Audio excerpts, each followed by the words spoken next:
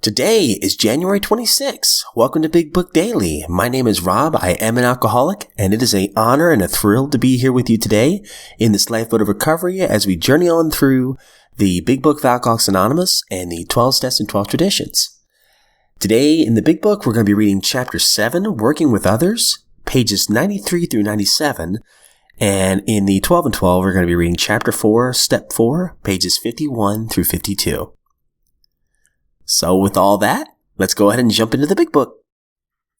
Page 93. When dealing with such a person, you had better use everyday language to describe spiritual principles. There's no use arousing any prejudice he may have against certain theological terms and conceptions about which he may already be confused. Don't raise such issues, no matter what your own convictions are. Your prospect may belong to a religious denomination. His religious education and training may be far superior to yours. In that case, he's going to wonder how you can add anything to what he already knows. But he'll be curious to learn why his own convictions have not worked and why yours seems to work so well. He may be an example of the truth that faith alone is insufficient. To be vital, faith must be accompanied by self-sacrifice and unselfish, constructive action. Let him see that you are not there to instruct him in religion. Admit that he probably knows more about it than you do. But call to his attention the fact that however deep his faith and knowledge, he could not have applied it or he would not drink. Perhaps your story will help him see where he has failed to practice the very precepts he knows so well. We represent no particular faith or denomination. We are dealing only with general principles common to most denominations. Outline the program of action, explaining how you made a self-appraisal, how you've straightened out your past, and why you are now endeavoring to be helpful to him. It's important for him to realize that your attempt to pass this on to him plays a vital role in your own recovery. Actually, he may be helping you more than you are helping him.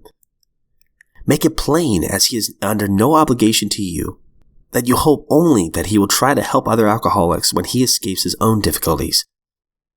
Suggest how important it is that he place the welfare of other people ahead of his own, and make it clear that he is not under pressure, that he needn't see you again if he doesn't want to. You should not be offended if he wants to call it off, for he has helped you more than you have helped him. If your talk has been sane, quiet, and full of human understanding, you will have perhaps made a friend. Maybe you have disturbed him about some question of alcoholism. This is all to the good. The more hopeless he feels, the better. He will be more likely to follow your suggestions. Your candidate may give reasons why he need not follow the program. He may rebel at the thought of a drastic house cleaning which requires discussion with other people. Do not contradict such views. Tell him you once felt as he does, but you doubt whether you would have made much progress had you not taken action. On your first visit, tell him about the Fellowship of Alcoholics Anonymous. If he shows any interest, lend him your copy of this book. Unless your friend wants to talk further about himself, do not wear out your welcome. Give him a chance to think it over. If you do stay, let him steer the conversation in any direction he likes. Sometimes a new man is anxious to proceed at once, and you may be tempted to let him do so. This is sometimes a mistake. If he has trouble later, he's likely to say that you rushed him.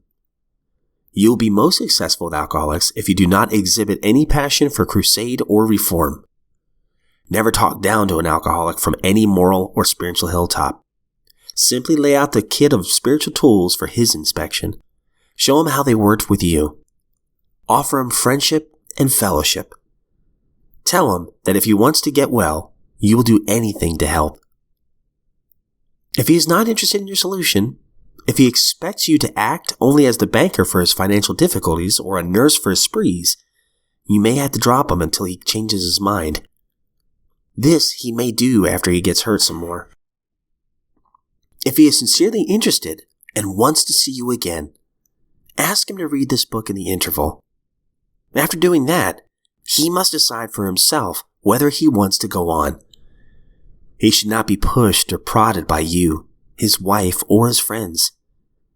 If he is to find God, the desire must come from within. If he thinks he can do this job in some other way or prefers some other spiritual approach, encourage him to follow his own conscience. We have no monopoly on God. We merely have an approach that worked with us. But point out that we alcoholics have much in common and that you would like, in any case, to be friendly. And let it go at that. Do not be discouraged if your prospect does not respond at once. Search out another alcoholic and try it again. You're sure to find somebody desperate enough to accept with eagerness what you offer. We find it a waste of time to keep chasing a man who cannot or will not work with you. If you leave such a person alone, he may soon become convinced that he cannot recover by himself.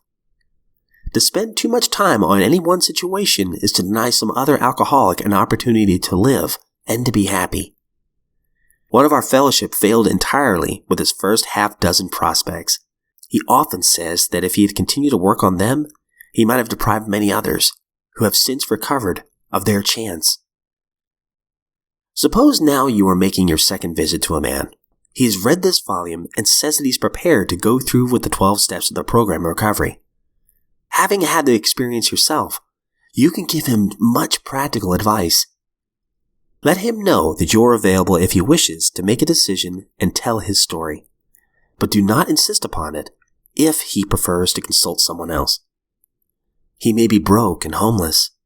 If he is, you might try to help him about getting a job or give him a little financial assistance. But you should not deprive your family or creditors of money they should have. Perhaps you'll want to take the man into your home for a few days. Be sure you use discretion. Be certain that he will be welcomed by your family and that he is not trying to impose upon you for money, connections, or shelter. Permit that, and you will only harm him. You will be making it possible for him to be insincere. You may be aiding in his destruction rather than his recovery. Okay, guys, with that, we will stop there in the Big Book today. We'll come back to that in just a second. This is page 51 of the 12 and 12. We are in the thick of step 4. Also of importance for most alcoholics are the questions they must ask about their behavior respecting financial and emotional security. In these areas, fear, greed, possessiveness, and pride have too often done their worst. Surveying his business or employment record, almost any alcoholic can ask questions like these. In addition to my drinking problem, what character defects contributed to my financial instability? Did fear and inferiority about my fitness for my job destroy my confidence and fill me with conflict? Did I try to cover up those feelings of inadequacy by bluffing, cheating, lying, or evading responsibility? Or by griping that others failed to recognize my truly exceptional abilities? Did I overvalue myself and play the big shot? Did I have such unprincipled ambition that I double-crossed and undercut my associates? Was I extravagant? Did I recklessly borrow money, caring little of whether I repaid it or not? Was I a pinch penny, refusing to support my family properly? Did I cut corners financially? What about the quick money deals, the stock market, and the races? Businesswomen in AA will naturally find that many of these questions apply to them too. But the alcoholic housewife can also make the family financially insecure. She can juggle charge accounts, manipulate the food budget, spend her afternoons gambling, and run her husband into debt by irresponsibility, waste, and extravagance. But all alcoholics who have drunk themselves out of jobs, families, and friends will need to cross-examine themselves ruthlessly to determine how their own personality defects have thus demolished their security. The most common symptoms of emotional insecurity are worry, anger, self-pity, and depression. These stem from causes which sometimes seem to be within us, and at other times come from without. To take inventory in this respect, we ought to consider carefully all the personal relationships which bring continuous or recurring trouble. It should be remembered that this kind of insecurity may arise in any area where instincts are threatened. Questioning directed to this end might run like this. Looking at both the past and present, what sex situations have caused me anxiety, bitterness, frustration, or depression? Appraising each situation fairly, can I see where I have been at fault? Did these perplexities beset me because of selfishness or unreasonable demands? Or, if my disturbance was seemingly caused by the behavior of others, why do I lack the ability to accept conditions I cannot change? These are the sort of fundamental inquiries that can disclose the source of my discomfort and indicate whether I may be able to alter my own conduct and so adjust myself serenely to self-discipline. All right, guys. So while this is fresh, I think it's pretty interesting on 52. The most common symptoms of emotional insecurity are worry, anger, self-pity, and depression. I have been there. Anytime I'm fearful, like I've mentioned before, that's when things usually don't go so well. But I also love, once again, in the 12 and 12, the practical advice that's given to us when we work for other alcoholics. And I love the line in there where he talks about how we shouldn't, be sitting on some kind of high spiritual mountain talking down to our fellow man. That is the truth. All I'm doing right now is just trying to carry the message. Trying to just read the big book, show them the program of action, and it's up to them whether or not, one, they think they're an alcoholic, and whether or not they want to do the work, But I guess the point I'm trying to make is, we by no means have all the answers. All we're really responsible for is trying to carry the message and to practice these principles in all our affairs. So I'm grateful for this chapter working with others because it doesn't put all of the weight on our shoulders. What we need to do is just be there for our fellow man. I think the big book says we offer our fellowship and our friendship. And we're only responsible for carrying the message here. So guys, that's all we have time for today. I hope you have a wonderful day. It is an honor and joy to be here.